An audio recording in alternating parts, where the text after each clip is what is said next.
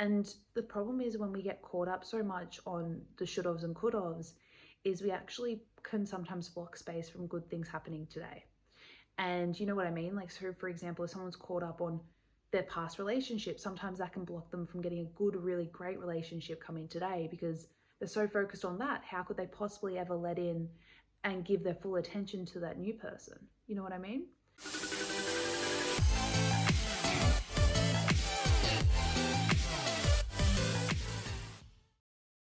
Hey everybody, it's Jackie here from Hutton Therapy, and I just wanted to come on here to speak to anyone that's find themselves caught up with I should have, or I could have, or they should have, or they could have, like those kind of words, and just focusing on what should have or could have happened.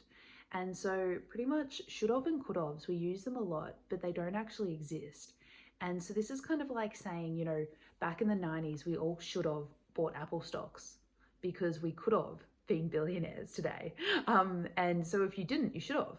And if, someone wasn't born then, well, they could have been. See my point? Actually, I take that one from Wayne Dwyer.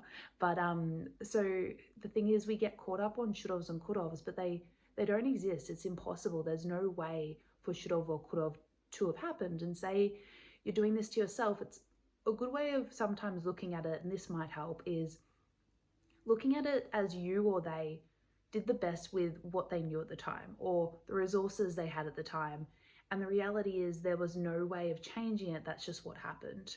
And the problem is when we get caught up so much on the should-haves and could-haves is we actually can sometimes block space from good things happening today. And you know what I mean? Like, so for example, if someone's caught up on their past relationship, sometimes that can block them from getting a good, really great relationship coming today because they're so focused on that. How could they possibly ever let in and give their full attention to that new person? You know what I mean? And so what can really help is here's just a little exercise.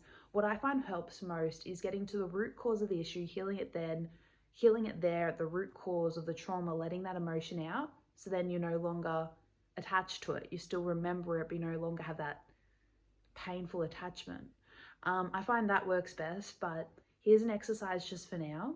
So forgiveness, and I know you've probably heard this, but forgiveness does wonders.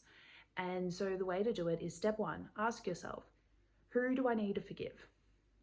And just allow that answer to come up. It could be yourself, it could be someone else, but just allow that answer to come up for you. And then step two is, so after you've asked that, step two is asking yourself, can I forgive that person? And just seeing what answer comes up. And you might be thinking, sorry, my hand's just getting a little bit tired.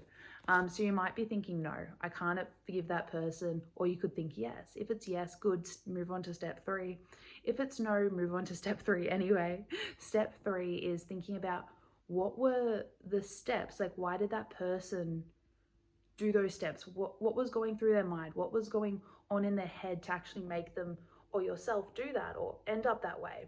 And just thinking about it like that can really just help yourself, just to allow yourself to completely forgive and let go. And like I said, that creates space for what you do want to actually happen. When we forgive ourselves, we can allow ourselves to actually have more in our lives. And so give that a go and let me know how you found this video. Talk to you soon.